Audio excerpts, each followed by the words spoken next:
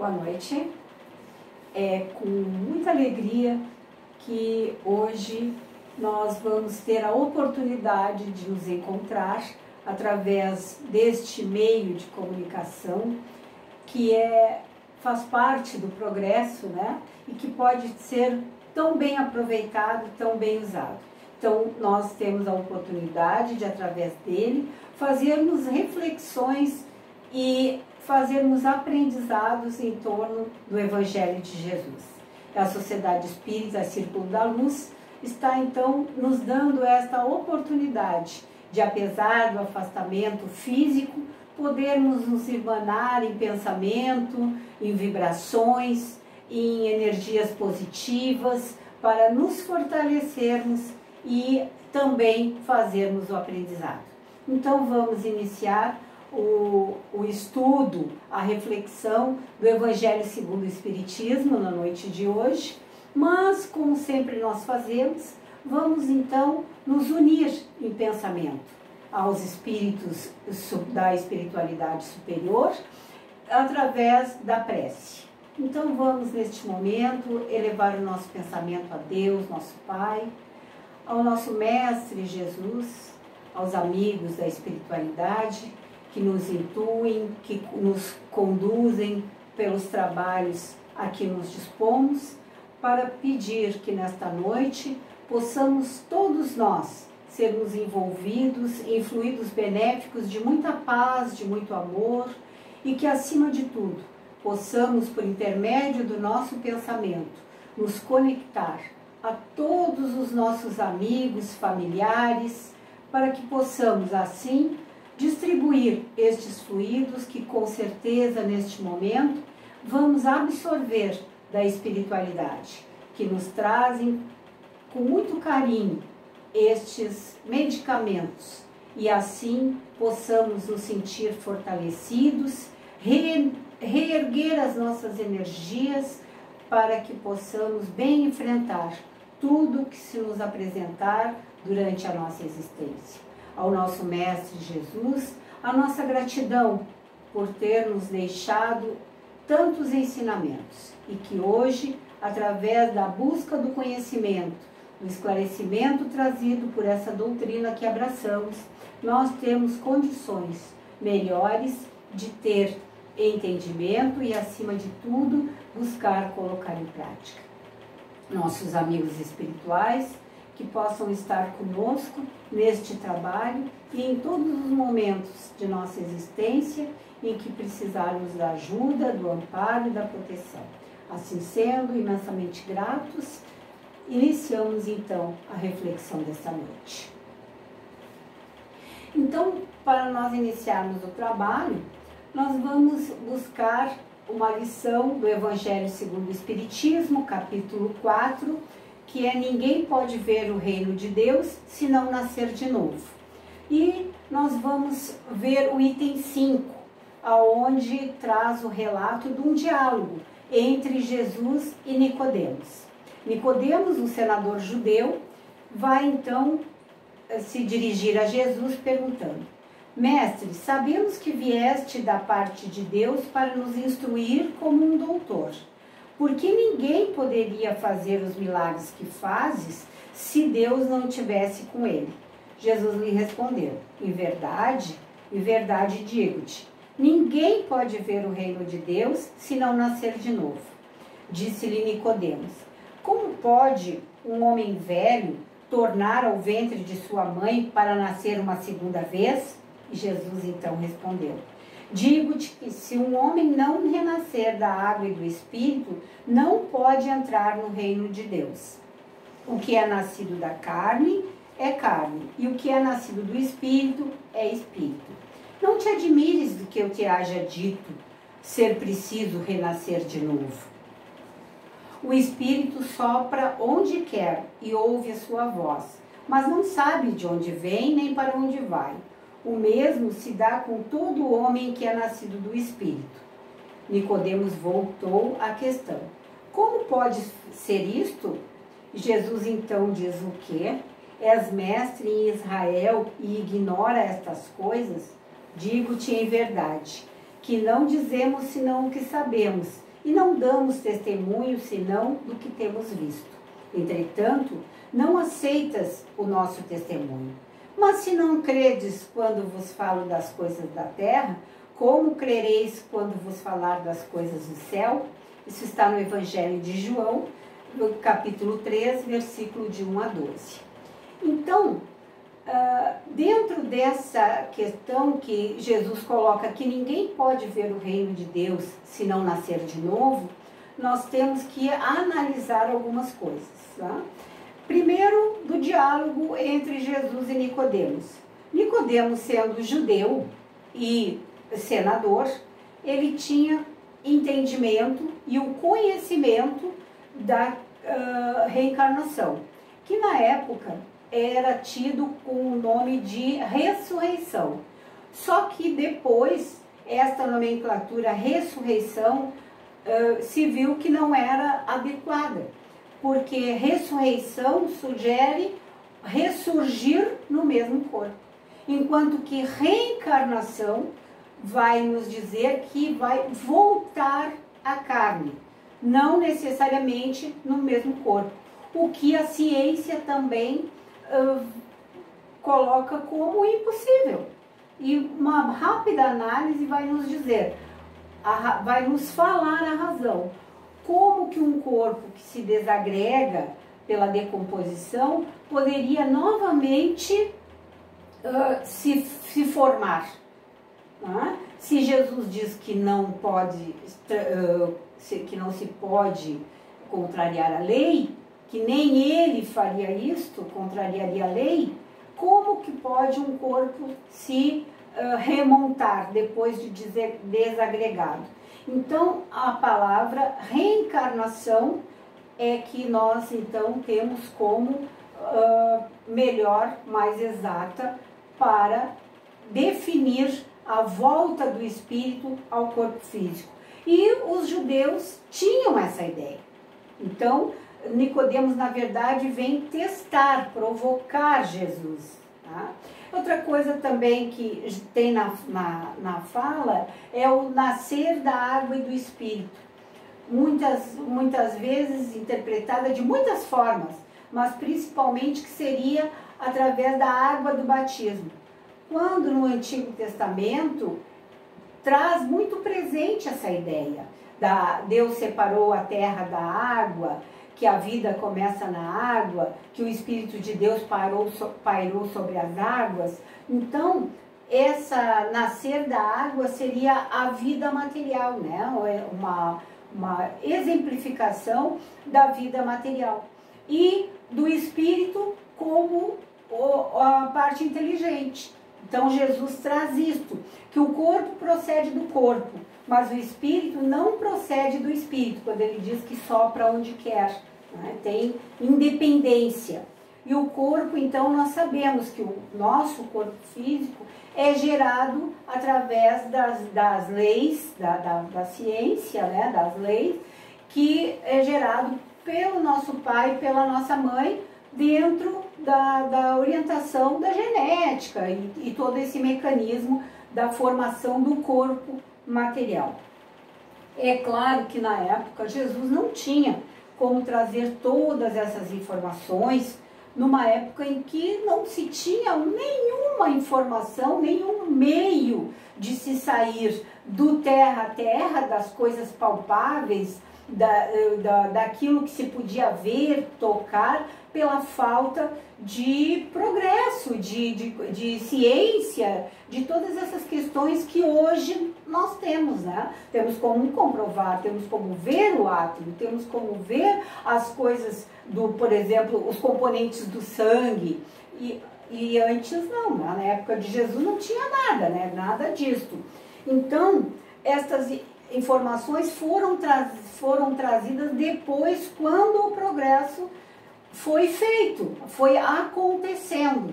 Isto, ele mesmo nos coloca, que nos enviaria um outro Consolador, né? Nos enviaria um Consolador que faria relembrar as suas lições e trazer novos esclarecimentos para estas lições. Então hoje nós temos o esclarecimento trazido pelos espíritos superiores através da codificação espírita. Então nós também já temos o conhecimento, o entendimento de que a doutrina espírita não é a doutrina de um profeta, de um homem. É, na verdade, um conjunto de orientações, de esclarecimentos, de ensinamentos trazido pelos espíritos superiores e que Allan Kardec, então, fez a codificação, né? Deu corpo a esses ensinamentos organizado de forma coerente. E então nós temos hoje a doutrina espírita, que sabemos é o Consolador prometido.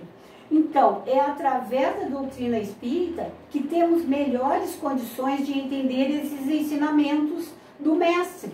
Né? Então, através do entendimento, racionalizando esses ensinamentos, nós podemos aplicá-lo à nossa vida, para podermos tirar o melhor proveito dessas oportunidades que nos são dadas.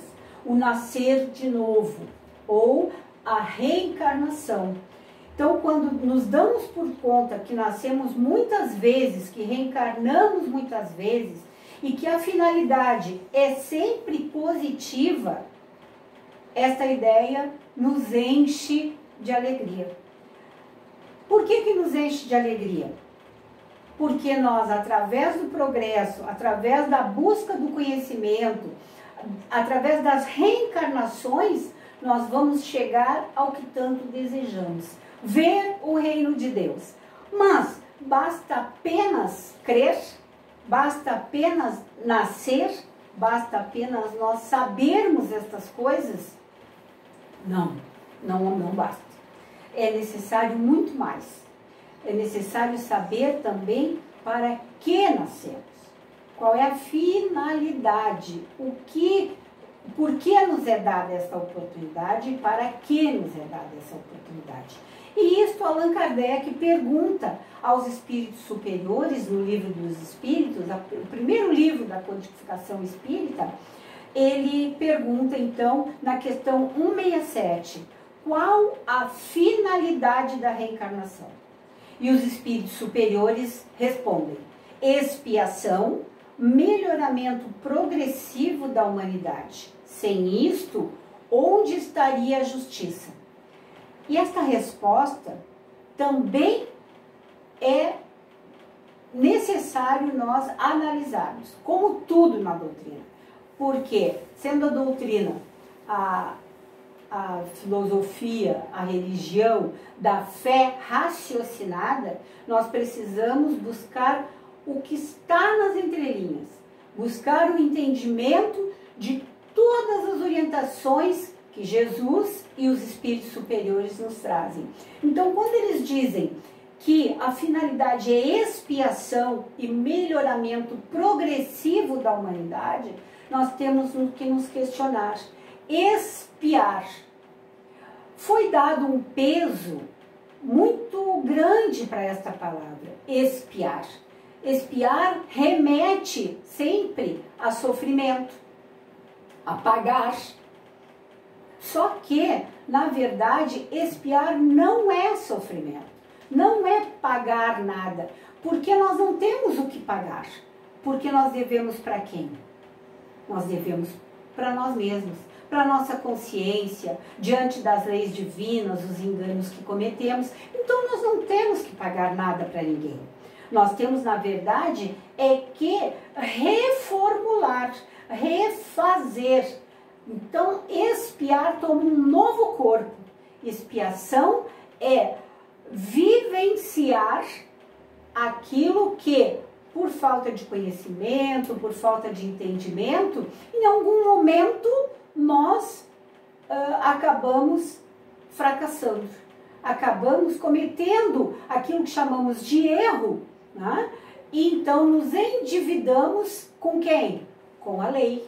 Que lei? As leis divinas, aquelas leis que levam a todos nós espíritos ao progresso, à evolução, que este é o nosso propósito, evoluir, progredir, né? Então essa expiação é como a criança que, por desconhecer que o forno está quente, que a mãe está fazendo um bolo, que o forno está quente, vai e coloca a mão no forno e imediatamente recua pela dor causada.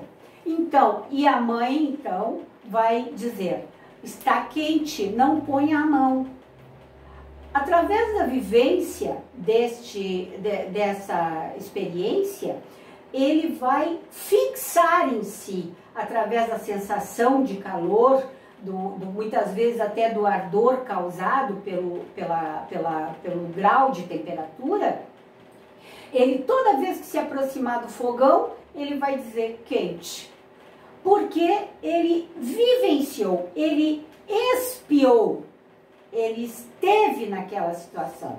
E é isto que os espíritos, quando dizem que a finalidade é expiação, é isto, que nós vivenciemos esta experiência e através de sentir em nós mesmos aquilo que nós infringimos ao outro, nós possamos então, cada vez que a nossa tendência de fazer alguma coisa contra o nosso próximo, o nosso irmão, nós possamos dizer: isto dói, isso causa sofrimento, porque eu já passei por isso e eu sei que é doloroso. E assim nós vamos então nos moldando, prestando atenção quando agimos em relação ao outro. Melhoramento progressivo também diz a resposta dos espíritos a Allan Kardec. Então vejam, vamos pegar a palavra progressivo. Por que progressivo? Porque a evolução não dá saltos. Nós não deitamos à noite como espíritos inferiores e acordamos de manhã como espíritos angelicais. Isto não acontece. É um melhoramento progressivo. Então é um caminhar, é uma caminhada que nós fazemos em busca do nosso progresso, do nosso melhoramento. Porque se nós colocarmos como meta, deitarmos com um defeito X e levantarmos sem ele, nós vamos nos frustrar, vamos nos sentir perdedores e vamos desistir de buscar a nossa reformulação. Mas o que temos que reformular? Não faço mal para ninguém, busco ajudar na medida do meu possível. O que temos que reformular são todos os nossos defeitos morais. E todos nós, enquanto humanidade na Terra, temos.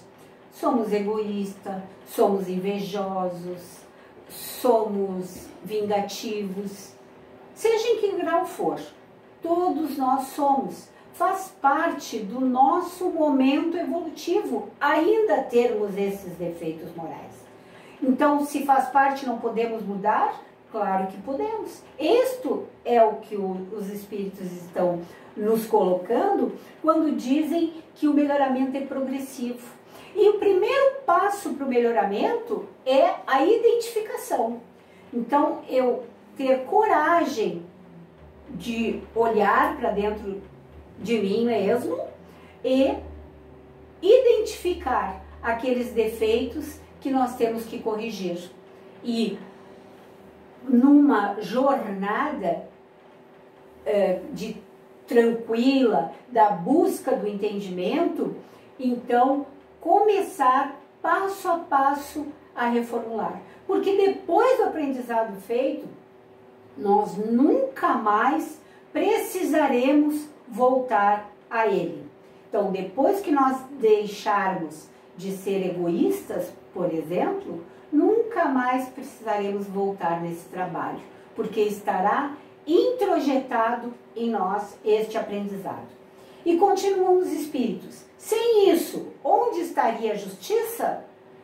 Sem a ideia da reencarnação, não teríamos como justificar nada. Por que que algumas pessoas têm limitações físicas, outras têm diferenças sociais e tantas outras diferenças que nós vemos na humanidade. Exatamente a reencarnação é que vai trazer essas justificativas. Então, quando em algum momento nós espíritos cometemos alguns desvios, na próxima encarnação, ou na próxima, quando estivermos em condições de fazer este resgate, né, de expiarmos, de refazer esse engano, então nós reencarnamos e muitas vezes com a limitação como forma terapêutica. Então, a limitação de uma pessoa que sofre com problemas, por exemplo, respiratórios, é os excessos cometidos em outra existência que lesaram o trato respiratório. Tá? Nós sabemos que tudo que nós fazemos e que tudo que nós cometemos de bom ou de menos bom, fica nos nossos registros, no perispírito, certo? E então, quando nós retornamos à reencarnação, isto é moldado no nosso corpo físico, esses abusos que nós cometemos. Então, essas diferenças físicas se justificam, a reencarnação justifica essas diferenças. E as diferenças sociais também. Né? Nós sabemos que o pobre de hoje poderá ser o rico de amanhã e o rico de hoje poderá ser o pobre de amanhã, quando numa oportunidade de vivenciar essas situações e tirar o melhor proveito de cada uma delas. Então vejamos que tudo na nossa reencarnação é oportunidade. E a cada nova existência, o espírito dá um passo à frente na senda do progresso. Então nós sempre melhoramos, nós sempre nos transformamos para melhor. Vai dizer, podemos estacionar, podemos estacionar, mas a lei é de progresso. Em alguma coisinha nós saímos melhor de cada encarnação. Porque o nosso planejamento é sempre positivo. O nosso planejamento, ele é traçado em linhas gerais, quando vamos reencarnar, por equipes que são designadas para esta finalidade, planejar a nossa reencarnação. O planejamento que é feito de forma geral, né, não é específico, que no dia tal hora vai acontecer tal coisa, mas em linhas gerais, ele é um planejamento bom, um planejamento de vitória, um planejamento de superação. Não traz nenhuma linha aonde está lá que nós vamos fracassar nisso ou naquilo.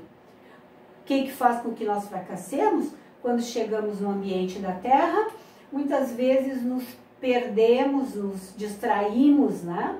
E para ilustrar, eu vou recomendar a leitura do livro Nosso Lar, onde conta a psicografia de Chico Xavier, onde conta a história, que é o próprio autor que conta a sua história, André Luiz, e ele então traz um planejamento positivo e grandioso, feito, oferecido, planejado pelos espíritos superiores. E aí quando chega aqui, o que acontece? Ele faz o minimamente possível, o mínimo. Ele não cumpre quase nada daquilo que foi planejado. E aí quando desencarna, eu não vou contar a história para que todos possam ler lá, mas esta parte do seu planejamento está no capítulo 4, na segunda metade do capítulo, onde os espíritos vão esclarecê-lo a respeito da sua reencarnação e dizer que ele então tinha um grande planejamento feito pelos espíritos superiores, né, proposto pelos espíritos superiores, e que ele não havia cumprido quase nada, muito pouco do que lhe fora proposto. E assim somos todos nós. Muita coisa que nos é proposto e que nós participamos do planejamento e concordamos com ele, chegamos na Terra, nos perdemos pela atmosfera, pela influência externa, pela nossa pouca evolução ainda, mas a reencarnação é a oportunidade bendita de nós chegarmos ao reino de Deus. Onde é esse reino de Deus? Muita gente pode pensar, mas aonde é isto? Em qualquer lugar, ou em todos os lugares. O reino de Deus é aqui e é agora. Quando nós conseguimos viver a nossa encarnação com a busca do entendimento, com a busca das razões que nos trouxeram aqui, aceitá-las, resignarmos-nos a ela e buscarmos o nosso melhoramento. Isto nos traz paz, nos traz felicidade. Então, nós estaremos no reino de Deus. Em qualquer lugar, aonde nós estivermos, nós podemos instaurar o reino de Deus. Então, nós podemos sim, agora, nesse estágio evolutivo que nos encontramos, nós vivermos o reino de Deus. Existem esferas superiores, onde a felicidade, que nós nem sabemos bem qual é, esse grau de felicidade, é plena.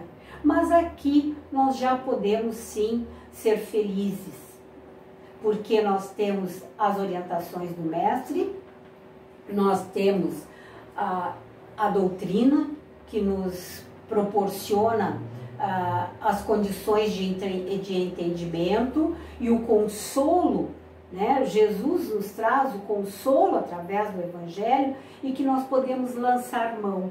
Essa troca de experiência, de vivência que fazemos com os nossos familiares, com os nossos amores, com os nossos companheiros de jornada, isto tudo são condições que Deus nos proporciona para melhor aproveitarmos a nossa existência. E assim como aquela borboleta que acreditava, enquanto lagarta, que jamais sairia do charco, um dia adormeceu e durante algum tempo ficou presa nesse adormecimento dentro do seu casulo e um dia rompe esse casulo numa nova vida, numa nova experiência, com um corpo lindo de uma borboleta colorida. Assim somos todos nós. Podemos não estar agora no melhor momento, no momento mais esplendoroso da nossa forma física, da nossa existência, mas com certeza o casulo se romperá e nós seremos sim uma linda borboleta colorida.